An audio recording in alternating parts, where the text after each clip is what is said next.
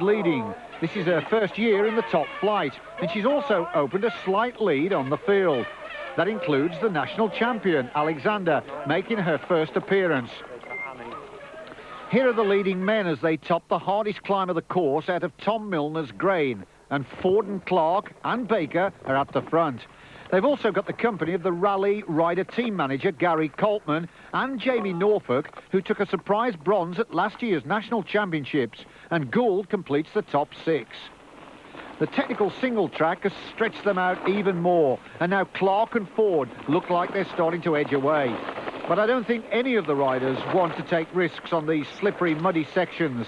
Their tyres will clog very easily, and like Stuart Blunt here, they could struggle on the descents.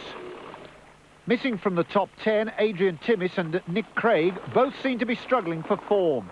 They've got company in the shape of Andrew Wright and Dave Hemming, who's more renowned for his downhilling. Caroline Alexander has made the inevitable early break, but at present she's still within sight of Morel. Roberts and Louise Robinson are also not far off the pace, and like the rest are having to push their bikes up this climb, which they would have ridden in the dry.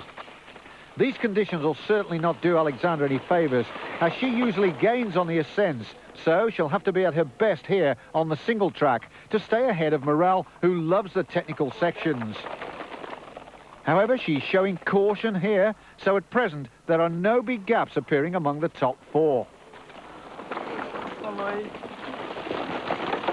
But they've gained a couple of minutes here over the chasing quartet of Angela Ward, Jackie Fletcher, Alison Windoss and Sarah Cartmel.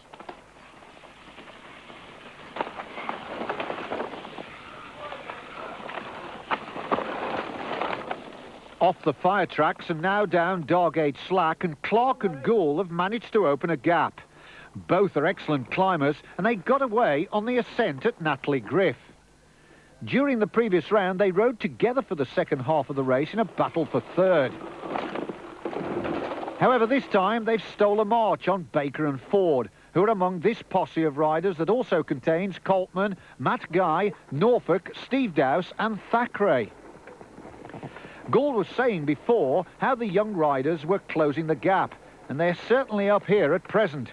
Though we'll learn something about their staying power now, believe me, as the reigning champion looks poised to up the pace in an attempt to close down the leaders. Here's another young rider moving up, Scotland's Andrew Wright, junior national champion in '92, and has just gone ahead of Blunt. So confirmation of the positions at present as the next group charge down the gully, headed by Hemming. Meanwhile, in 15th place, the former national cyclo-cross champion, Chris Young, with work to do.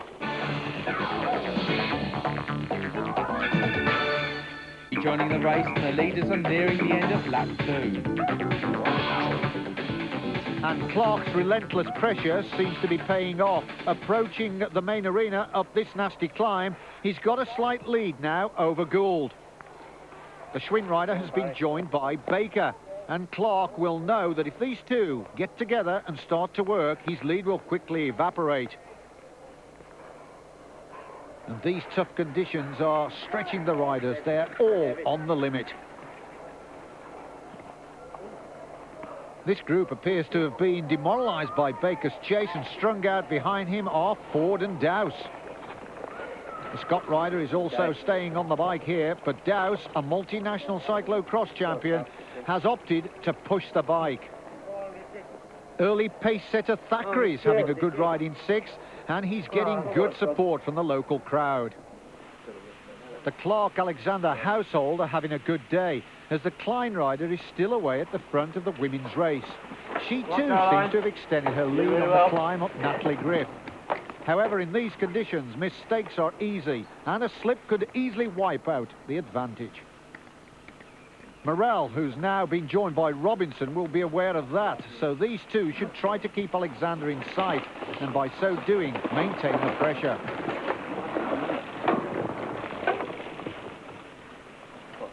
Behind them, Roberts is again struggling as we enter the middle of the race. This didn't stop her coming back to win the first round, however, but with Alexander out front, this could be harder.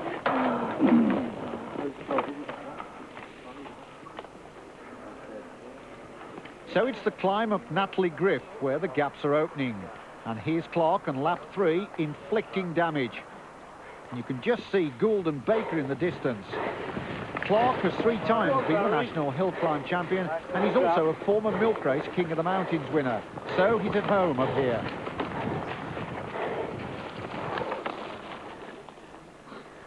The 2 Sheffield riders are still wheel to wheel, and the former teammates will have to form a new alliance if they're to reel in the leader.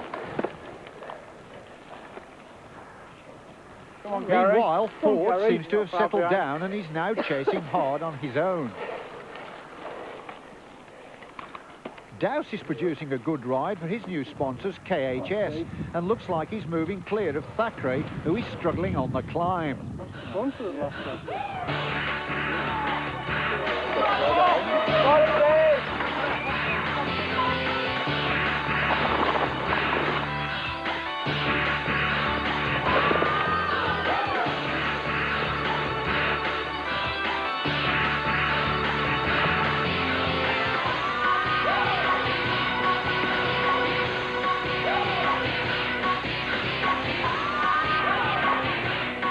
The women are halfway through their 3rd lap, and Alexandra is still unable to open the kind of lead she's used to in Britain. The weather is deteriorating, and so will the course, which seems to be working to the Saracen riders' advantage. In fact, that's not rain, but it's hailstones, and you can see just how heavy they're coming down as Morel pursues Alexander down Dargate Slack. Robinson has lost touch with Morel, who's still in good form after her recent 7th in Belgium. But Robinson's teammate is now completely in control of the men's competition as he heads down the gully for the 4th time. Come on, Barry. The gap to the chasers is over a minute, and they have now become a trio as Ford has joined forces. But in these conditions, they're really going to have to be hungry for victory to chase Clark down, as the cold will be sapping their strength and enthusiasm. Oh, and Gould has gone down, so you can see just how slippery it's becoming. He doesn't seem to be hurt, but that's given Baker and Ford an opportunity. So Gould is going to have to dig deep to get back on terms. Thackeray has moved up to 5th, so he's having an excellent ride, which will delight his local sponsors, Pace.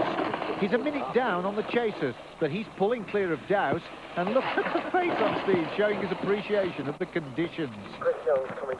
Heading out of the single track and across the road, Clark is well away, and Ford and Baker will now be working on tactics in the race for 2nd, while Gould seems to have lost his rhythm after that tumble, and he's beginning to fall back very quickly.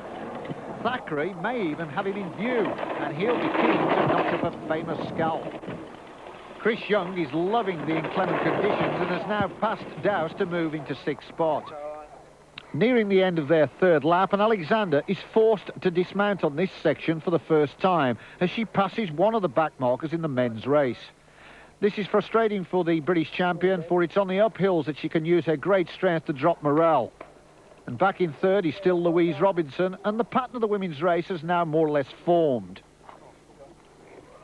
Just like the first round, it seems that the women's podium places will be decided on the final lap.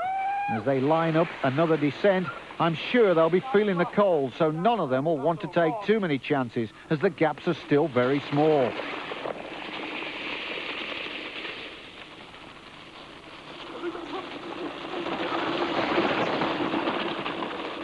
At the end of his 4th lap, Clark is still forcing the pace, but his saddle looks as though it's slipped, and he'll want to sort that problem out. Winner in Bilthwell, Sean Roberts, is well off the pace in this round. In fact, she trails the leaders by over 3.5 minutes. Ford is also being forced to run this climb, and that's given Baker the chance to move back into 2nd. And for all the riders, the reliability of their machines is a major factor in the mud. And Thackeray has moved up to 4th. He's past Gould, who's apparently pulled out because of the cold. Final lap. He won 1 round last year and 2 in '93, and this could take him into the lead overall in the series. That's if his former teammate Baker can finish ahead of Ford.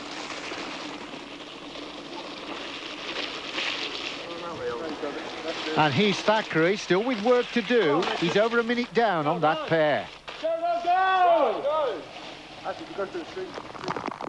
In the bottom of Tom Milner's grain, Clark seems to be having problems. His lead over Ford is now down to a minute. But the surprise is that Thackeray is now up to third, having passed Baker, who has now also pulled out because of the weather, which, as you can hear, is foul.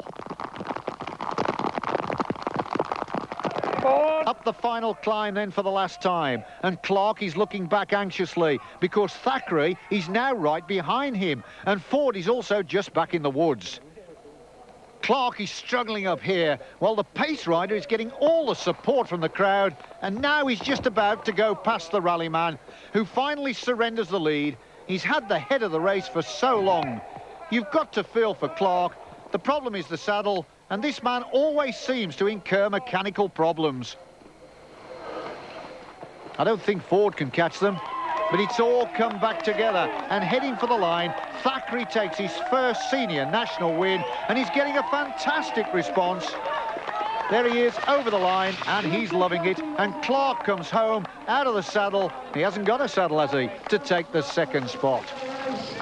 You're leading the race for so much of the way. Clark looks back to see his fiancée Alexander coming on for her first win of the season. But there's been a final lap change behind her as Robinson has snatched second from Morel, and rumour has it she was suffering from cramp on the final lap. Well done, Deb.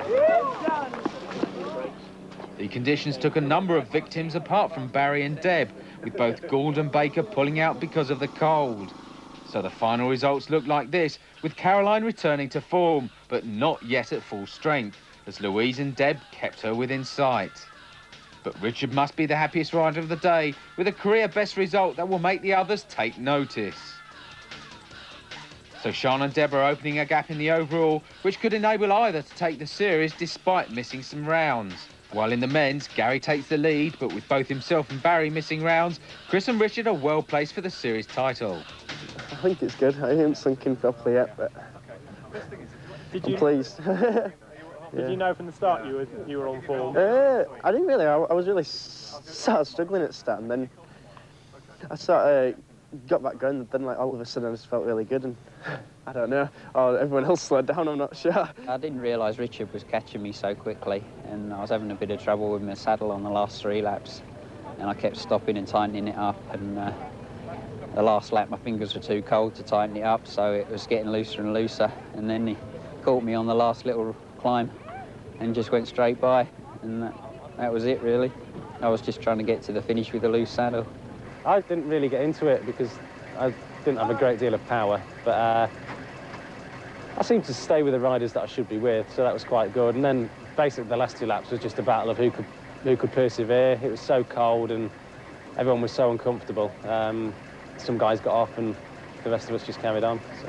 I knew it would be tough today because I wasn't really going, and the course didn't suit me that well. There wasn't really any climbing, which is always my strength.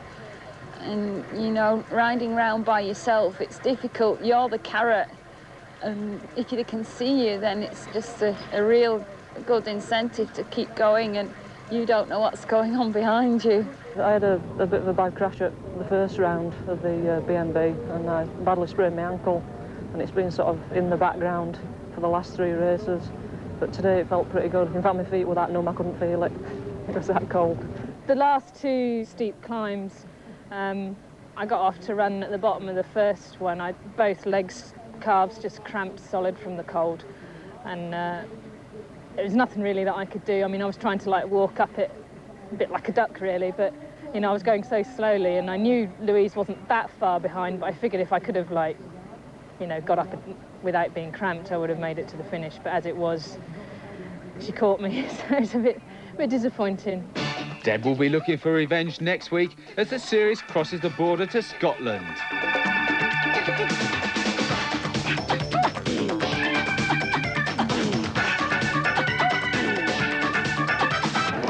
Welcome to day 3 of the Extreme Games, as we're about to witness over the next hour some of the wildest, baddest and raddest sports ever seen on Eurosport. We begin with some dirt jumping. BMX riders thrilling us like you have never seen before. One ramp, and this is some of the action that you're about to see.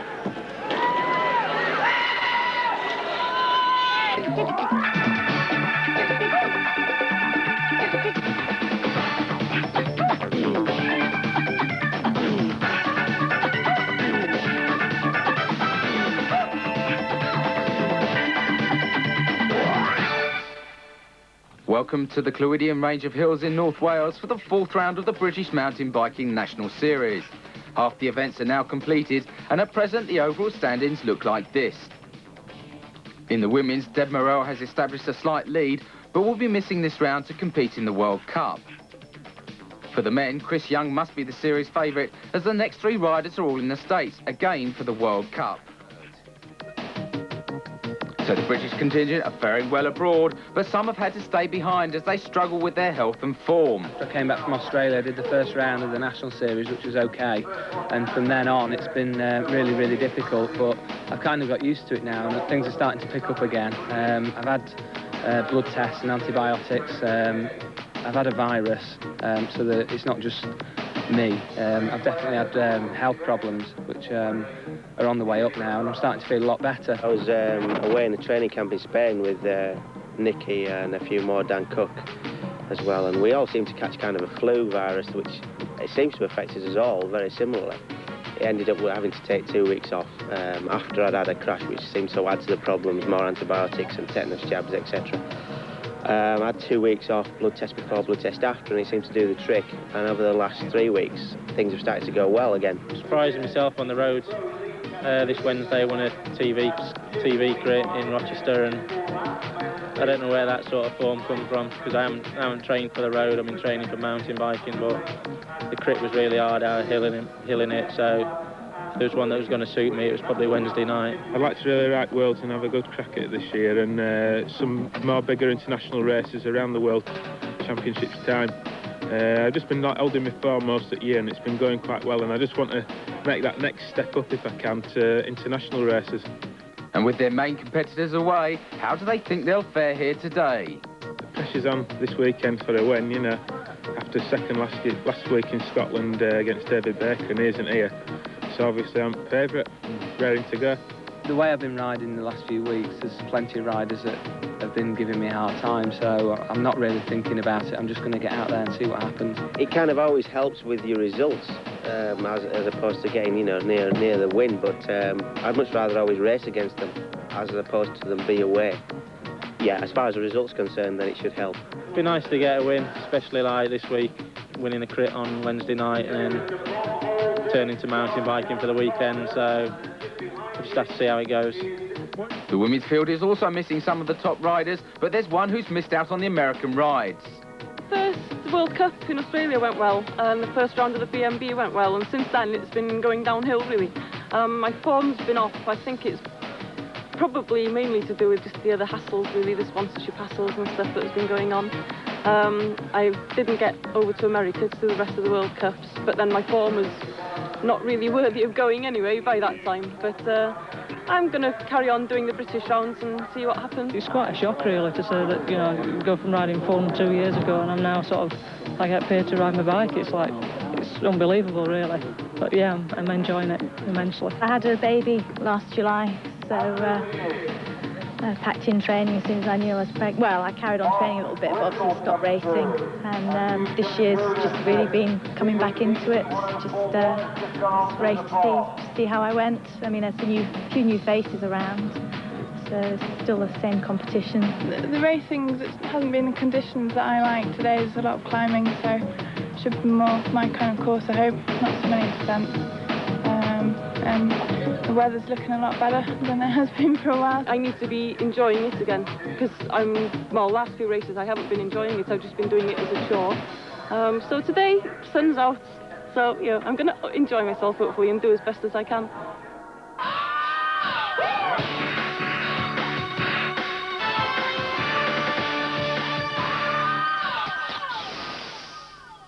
Well, we'll see how Sean fares shortly, but first off are the men.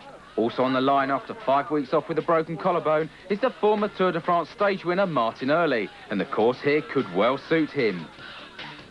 It's ridden anti-clockwise, and from the start there is a massive climb, which, apart from a brief descent, is unrelenting for 3 miles. That takes the riders to the top of the course at Mole Plazy, from where there is a steep open descent. And it's more or less downhill to the finish, with a few technical sections such as the bomb holes to keep the riders on their guard. Race commentary is by Hugh Porter. Heading the field are the Thackeray brothers, with younger Robert just ahead of Richard, the winner of round 2. They've started quick and opened a slight gap. The overall leader there, Chris Young, knows that Richard is one of his main challenges for the series. Thackeray is renowned for his fast starts, while Young, in contrast, tends to finish strongly. But as they tackle the main ascent, it's the powerful climbers who are coming through. Martin early leading, while another Tour de France finisher, Adrian Timmis, lies third. This short descent is the only respite for the competitors till the top. And you can see how slippy the grass is with the rear wheel of the second rider slipping. In fact, that's another Irishman, Richard McCauley, in his first BMB race. And most of the riders are showing vigilance, which is giving Early the chance to open a slight gap on McCauley and Timmis. Next through is one of the young riders, Alan Gunner, who's only in his second year as a senior, and he's leading the bunch. Off a few minutes later are the women, and it's another fast starter, Alison Windos, who's taken an early lead. But I'm sure the favourites won't worry, as they know she'll come back on the climb. They've got a 4-lap race ahead of them, and if Sean Roberts is not 100%, Louise Robinson could be in for her first national win. Down the short descent, Windos has maintained her lead, but the principal contenders are now coming back to her, with Robinson just ahead of Roberts. If the Welsh woman has returned to form, she's arguably the strongest rider in the field, and a win here will give her a comfortable lead in the series. She looks determined. Oh, she almost collided with Robinson there. Jackie Fletcher right on her wheel, and Isla Roundtree completes the top 5. The riders now head over the small peak of Mole Evan before topping the course at Mole Placy. Joining the leaders at the bomb holes, Yorkshireman John Clay has made a lone break on the climb, getting away from Early, who's now been joined by Gunner on the descent. Also moving up is Nick Craig, who's been struggling to last the distance recently, while Timmis makes it 2 Team Orange Pertex riders in the top 5. Young is also in contention, having moved ahead of McCauley, another roadman who recently finished 4th in the Tour of Ireland. While the leading Scottish rider, Andrew Wright, is just ahead of the third Irishman, Alistair Martin. The English riders have been dominant for a number of years, but now these boys, who have some excellent riding terrain back home, are beginning to challenge. Dropping back, though, is Thackeray. He's now 13th behind Paul Hinton, and his brother Robert 1 place lower.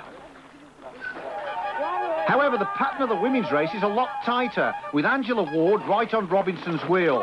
Fletcher is also still right up on the pace. And those three have opened a slight gap on Roundtree, with 5th place Tamsin Green riding strongly. But where's Roberts? Lap 2 at the top of the loop, and Clay, who's been suffering with a cold for the last week, is gradually extending his lead.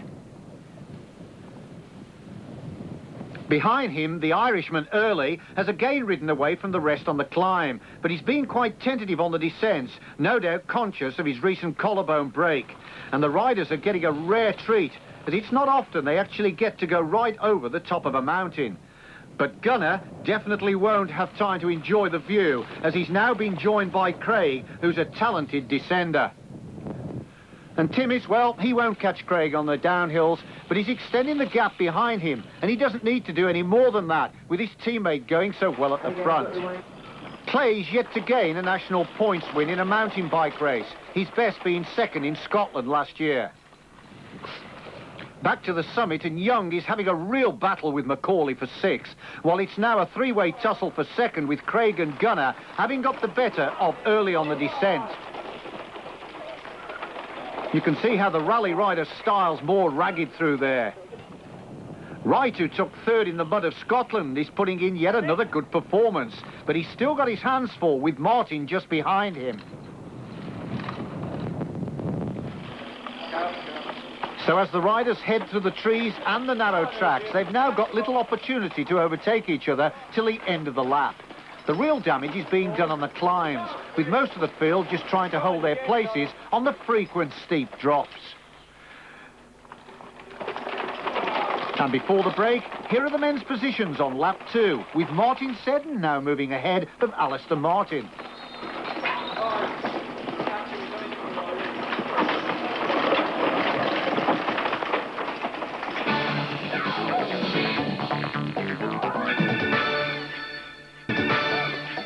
Welcome back, and we're rejoining the men's race as they climb through the trees on lap 3. Clay's tapping out a good tempo on the uphill hauls, and he could be heading for his first National Series win. A first-class roadman, but he's had to serve his apprenticeship in this new discipline. He's also had more than his share of bad luck, just like this season campaigner Craig. But now second, he looks like he's getting it together, and he's moved away from Gunner and early.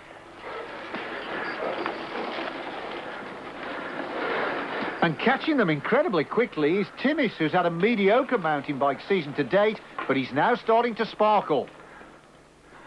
Now, Young is going to have to raise his game if he's got ideas of victory, but he will have worked out that none of those ahead are challenging him in the overall standings. Macaulay, though, looks uncomfortable as he tries to stay with Young.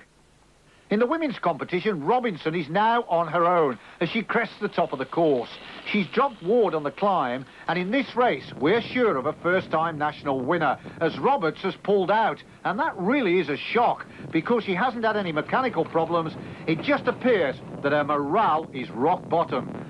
The gritty Robinson's been a revelation in her first full season and can now hold her own on the international scene, just like her father Brian, who was a double stage winner in the Tour de France. While Ward has been disappointed not to have recaptured the form that saw her take bronze in last year's national championships, but now she seems on for another podium place. For with Fletcher, they're over 30 seconds clear of Roundtree, who's also returned to top competition, having not competed in the series since '92. And her experience has gained the edge over Green, who's in her first season of elite racing. The men are now nearing the end of the third lap at the bomb holes, and Clay is still comfortably ahead, which allows him to avoid risks on the technical sections.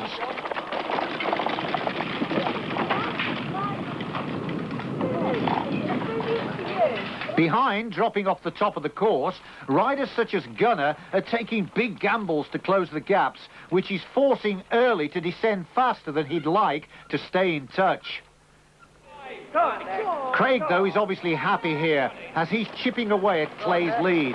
But he's now got company in the form of the second-team orange rider, Timmis, who he'd like to shake off, I'm sure, before they start the climb on the next lap.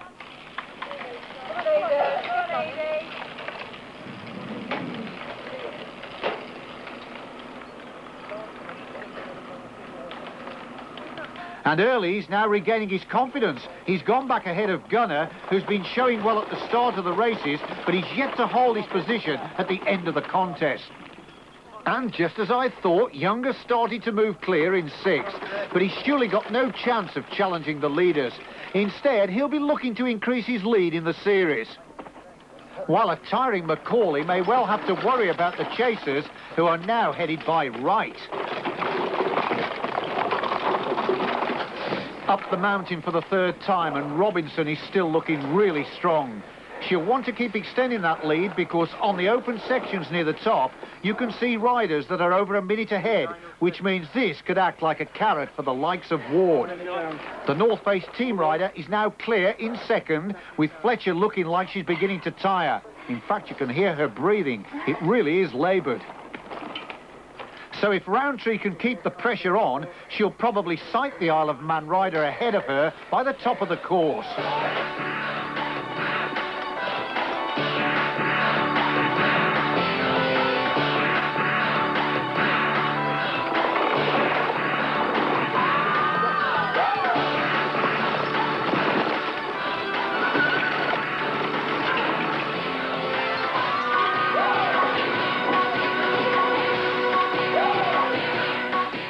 Rejoining the men's race as they head down into the trees on lap 4, and it's all change at the front.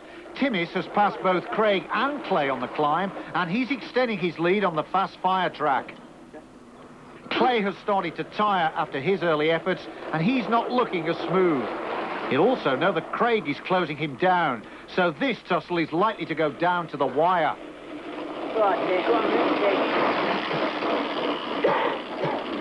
And there's also been a change at the front of the women's race. Ward is now leading, having passed Robinson, who's had to stop with a slow puncture near the summit. The men have now caught the women, and that's early, not Robinson. He's now clear in 4th spot, but a long way off the pace of the first 3. The next woman to come through is Fletcher, so Robinson hasn't managed a particularly quick change.